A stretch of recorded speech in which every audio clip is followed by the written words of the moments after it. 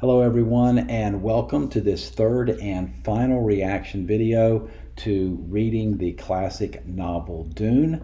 As I noted in the first two videos, this will be a spoilery discussion, so I will be talking about things that happen in the climactic sequence of the book right up to the very end. So I'm going on the assumption you have read this book. If you have not, or would rather not be spoiled by what does occur, then you might want to take a hike, come back another time, and then see what you think and see if our opinions jibe or not. Today I'm going to focus really on three things and how I assess this book. One will be the themes or big ideas, and this is the place where I think the book is clearly at its strongest. I'm going to talk a little bit about character arc, specifically with Paul Atreides, the protagonist, and then finally the audience for this book. What kind of an audience would want to read this? This is a classic. This book does have gobs of extremely vociferous fans. And just like in other science fiction and fantasy where the fans are very, very strong, strong-minded, let's say Lord of the Rings, for instance, Star Wars, crossing to another medium and so forth, you do get a lot of very, very strong opinions. But I do think when we talk about literature, and this is literature, even though it just happens to be science fiction, this is really more literature. And regardless of the genre, we want to analyze it without rose-colored glasses. And that's what I'm going to try to do today. I'm not going to look at this from the standpoint of a writer, which I am. I'm going to look at this from the standpoint of a reader, but also a little bit as an English teacher as well, because that's what I did for the previous 18 years. So teaching English and analyzing a lot of novels. So that inevitably is going to infuse a little bit of this discussion. So I want to start by talking about this book's big ideas.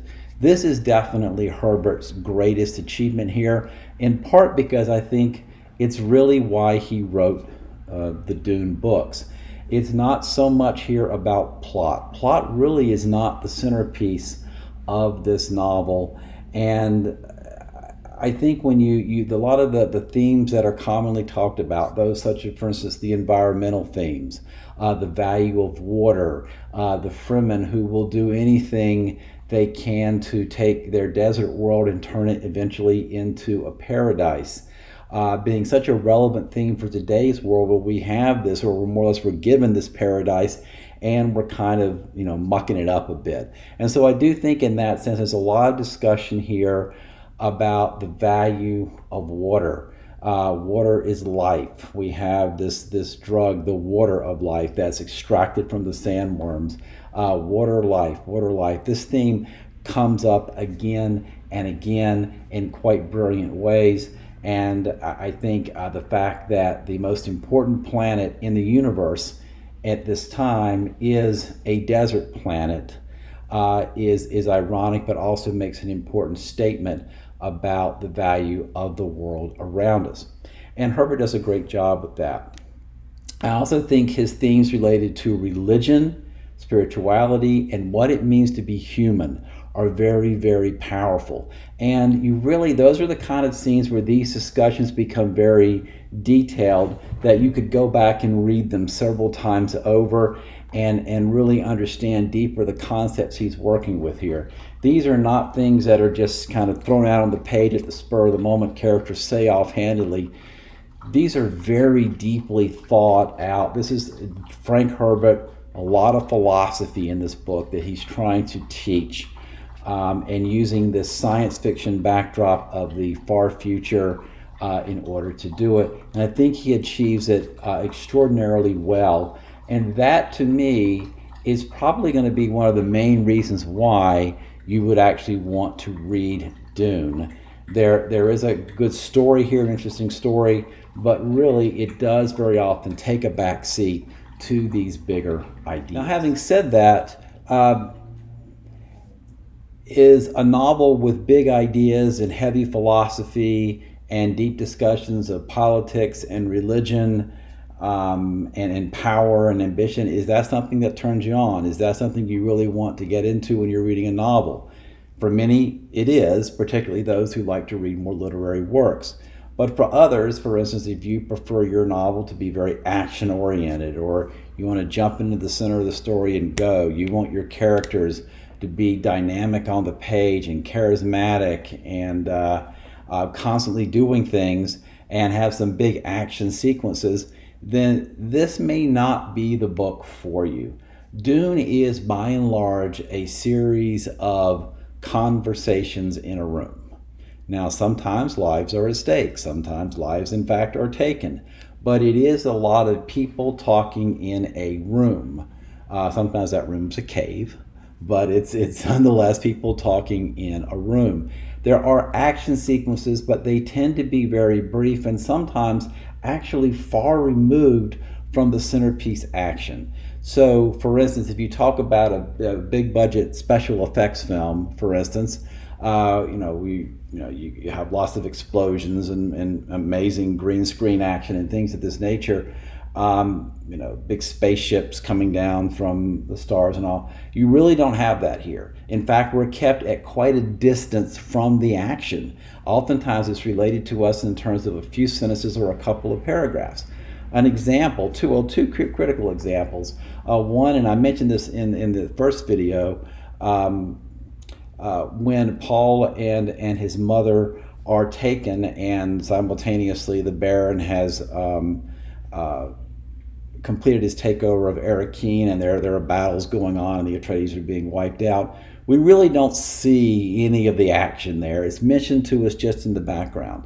Now, in the climactic sequence, which is really spectacular, where Muad'Dib and Stilgar and Gurney Halleck lead the Fremen under cover of a storm, they are riding sandworms in to attack Arrakeen and to capture the Emperor and all the wonderful folks that he has brought with him, with the intent of wiping out the native population. It's an amazing, amazing sequence on film. It's about yay long in the book. Now, it's beautifully described, this sequence. We can see it, but it really doesn't give us a whole lot to work with.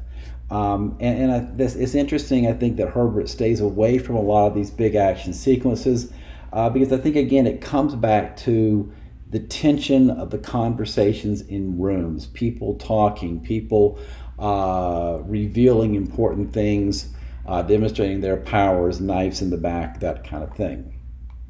Now, after that invasion is completed and the Emperor and all his folks have been captured, we then finish the book with roughly a 20-page political sequence in which Paul is effectively trying to become engaged to Princess Irulan, the Emperor's daughter, to secure Atreides on the throne, and ultimately try to stop this future jihad that he believes is going to happen. There's a lot of talking. There is that brief sequence where Paul and Feyd-Rautha Harkonnen engage in a duel with a couple of knives, but we know how that's going to come out. So again, I think that's one thing you want to consider as you go into this book, and it is a long one. My version was 615 pages. Depending upon your print size, it could be considerably longer, and this doesn't even include the appendices. So it is a long novel, and it does end at a point. It's not a wrap-up of a story. The story does not wrap up. This does lead into the second book, Dune, Messiah, and actually goes on and plays out over 6 books altogether. It's not a cliffhanger, it's an ending, but it doesn't really close the arcs, so to speak. So speaking of arcs, I'd like to talk about the arc of Paul Atreides, the de facto protagonist of this novel. He begins the story at the age of 15. When it's over, he's about 18. And he evolves from someone who was really trying to figure out his place in the world and what might become of him to basically a god. He is, by the end of the story, effectively a god. And what he says is what goes.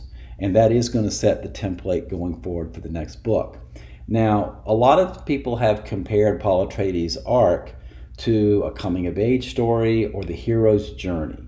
I don't believe this is a hero's journey. He does heroic things, particularly in helping out the Fremen, but really there are so many forces that are beyond his control here that by the end, he hasn't so much overcome these obstacles, which he has, but now he is so powerful, and I think, and I'm talking a little bit in a minute, I think somewhat even unlikable, that I'm not sure that this is a hero's journey. And I'm not going to spoil where we go into Dune Messiah, because you can actually pretty much figure it out based upon just reading Dune. It's not only foreshadowed, it's pretty much stated flat out.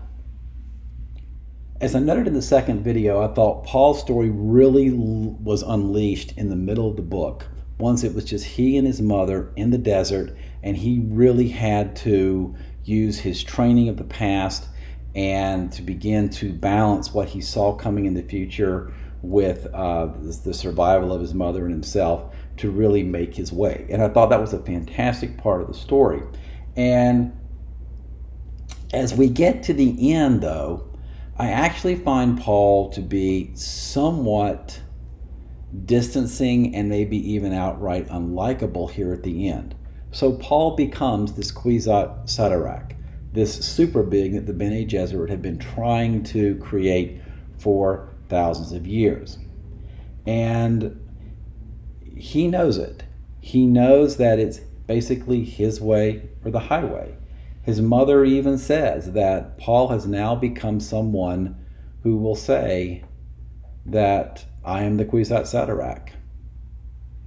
And that's just that simple. In other words, this is a guy who is not going to have anyone arguing with him. What he says is going to go, period. Now, historically, for human beings, guys like this have been kind of dangerous. The ones that won't listen to others, that are going to have it their way and only their way. And this to me is a little bit distancing. Also, his language. He is no longer the curious teenager anymore, though he is a teenager still. He talks to the emperor, who he has basically just said, you're screwed. I'm going to take your throne, and that's the end of that. He says, your person is safe in my presence, and Atreides promised it. Muad'Dib, however, sentences you to your prison planet. But have no fear, Majesty. I will ease the harshness of the place with all the powers at my disposal. It shall become a garden world full of gentle things. To which the emperor, who really understands what's going on here, says, now we see true motives. And the emperor later asks him, what of Arrakis? Another garden world full of gentle things? To which Paul, who now feels more like the villain here, says, the Fremen have the word of Muad'Dib. There will be flowing water here open to the sky and green oases rich with good things, but we have the spice to think of too. Thus there will always be desert on Arrakis and fierce winds and trials to toughen a man. We Fremen have a saying, God created Arrakis to train the faithful. One cannot go against the word of God.